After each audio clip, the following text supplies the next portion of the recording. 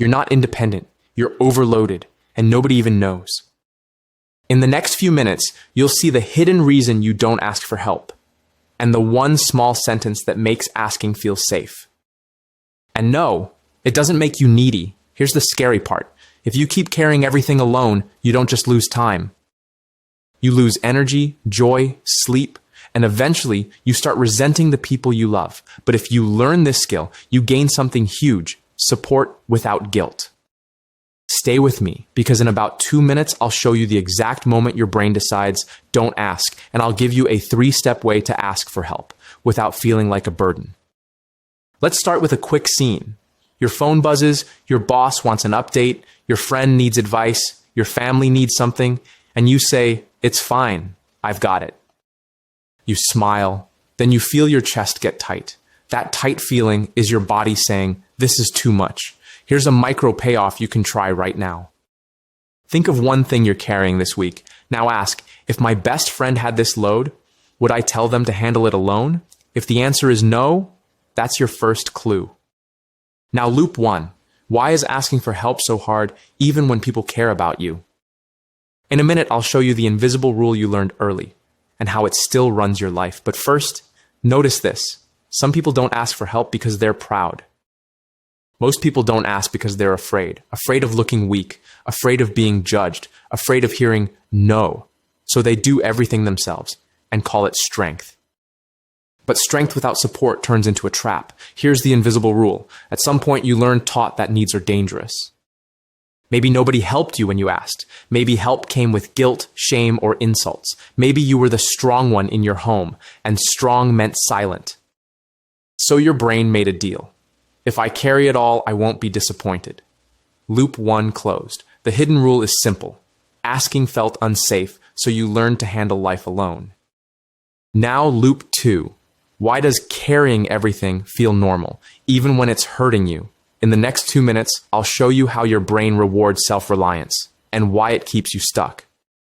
Your brain loves control. When you do everything yourself, you feel in charge, but control can be a cover for fear. Because if you never ask, you never risk rejection. Here's the micro payoff. When you feel the urge to say, "I'll just do it," pause and say this in your head, "I'm choosing control," or "I'm choosing connection." That one question changes your next move, and here's what keeps it stuck. Every time you carry it alone, you survive. So your brain goes, "See, we didn't need anyone." But surviving isn't the same as living. Loop 2 closed. It feels normal because your brain rewards control, even when it costs your peace. Now let's talk about what you lose if you ignore this. You lose time because you redo work others could share. You lose closeness because people can't support a version of you they never see. And you lose trust in people because you start believing nobody helps when you never gave them a chance. But what do you gain if you change this? You gain more energy. You gain better relationships, and you gain a new kind of confidence, the kind that says, "I can handle life, and I can ask." Now loop 3. What's the real fear under "I don't want to bother anyone"? In a minute, I'll name it clearly and give you a way to stop it. Most people say, "I don't want to be a burden," but the fear is deeper. It's if I need you, you might leave.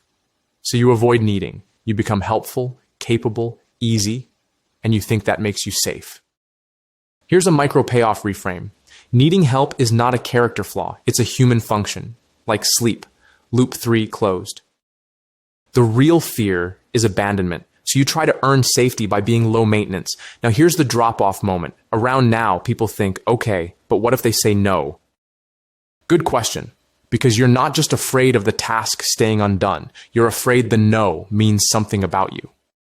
So let's rehook you here, because the next part changes everything. In the next 2 minutes, I'll show you the difference between a no and a rejection.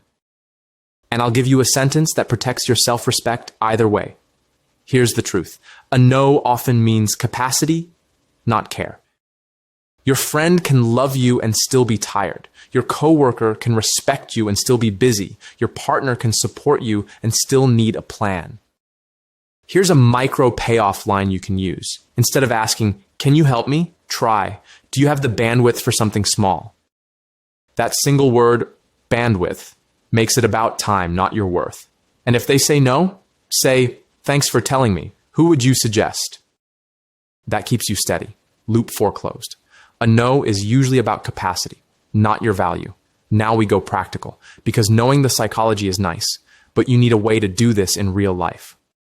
So here are 3 tactics. Simple, clear, and not awkward. Tactic 1, the small ask ladder. You don't jump from I never ask to please save my life. You build a ladder. Start with a 2-minute ask. Can you look at this email subject line? Can you help me pick between these 2 options? Can you remind me tomorrow? Micro payoff, write this down. If it takes under 5 minutes, it's a safe first ask. Now loop 5. Why do you feel guilty even when people say yes? In the next 2 minutes, I'll explain the guilt signal and how to stop paying it.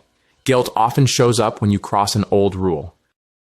If your old rule was, I handle everything, then asking feels like breaking a law, even if nobody's mad. Here's the fix.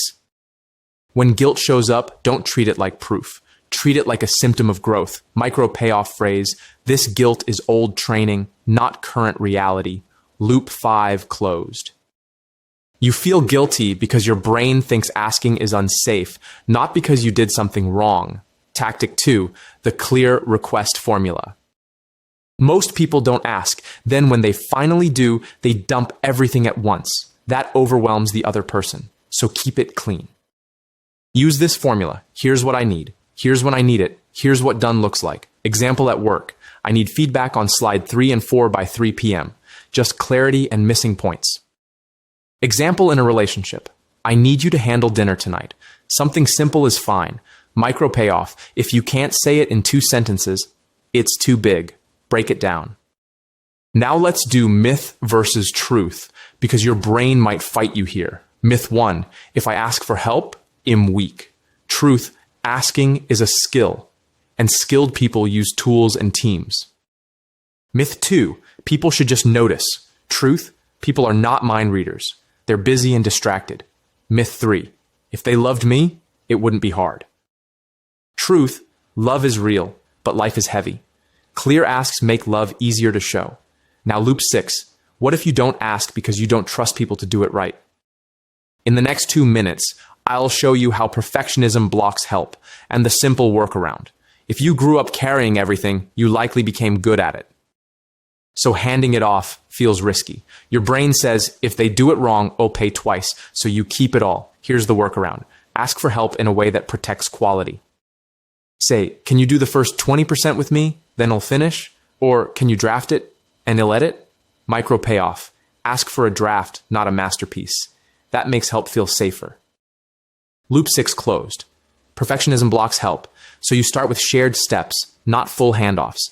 Tactic 3, the 2-choice ask. This is powerful because it removes pressure.